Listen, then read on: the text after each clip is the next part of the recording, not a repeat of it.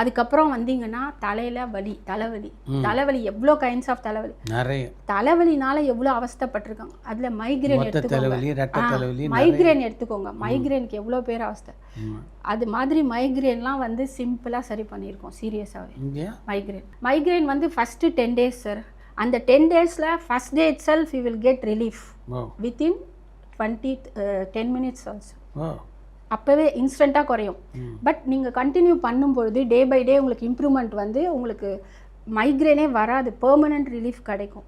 அது வந்து பர்சனை பொறுத்து இருக்குது. அது எப்படின்னா இப்போ சில பேருக்கு வந்து அந்த 10 daysக்கு அப்புறம் ஒரு வீக்லி ட்வைஸ் பண்ணுவோம், 2 weeks 3 weeks, சில பேருக்கு ஒரு 5 வாரம் அப்படி ஆகலாம். ரொம்ப க்ரானிக். ஒரு பொண்ணு பார்த்தீங்கன்னா அது வந்துட்டு 8th standardலேருந்தே அதுக்கு மைக்ரேன் இருந்திருக்கு.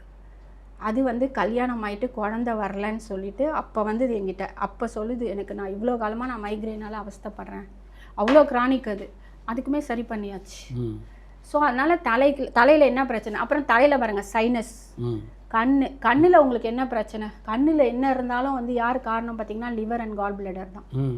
கண்ணில் வந்து ட்ரை ஐஸ்லாம் இருக்குது இப்போது நிறைய பேருக்கு, அது சரி பண்ணலாம். அப்புறமா வந்து கண் பார்வை வந்து கொஞ்சம் குறையுது, ஷார்ட் சைட், எல்லாத்தையுமே வந்து கண்டிப்பாக சரி பண்ண முடியும் கால் பிளேடரும் லிவரையும் ட்ரீட் பண்ணி.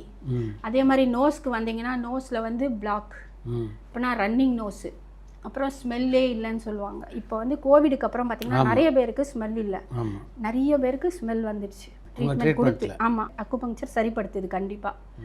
ஸோ அதுக்கப்புறம் வாய் வந்தீங்கன்னா பல்லில் வலியா, ஸ்டமக் இருக்குது, அதை ட்ரீட் பண்ணாலே பல்வலி சரியாக போயிடும். நாக்கில் இருக்கானா ஹார்ட்டு, அதை வச்சு சரிப்படுத்தினாலே அது சரியாயிடும். அதுக்கப்புறமா நான் தலையிலேருந்து வரேன், செஸ்ட்டில் வந்து செஸ்ட் பெயின்லேருந்து ஹார்ட்டு பால்பிட்டேஷன், ரொம்ப பால்பிட்டேஷனோட வந்தாங்கன்னா பால்பிட்டேஷன் கண்டிப்பாக அப்போவே குறைக்கலாம் சார்.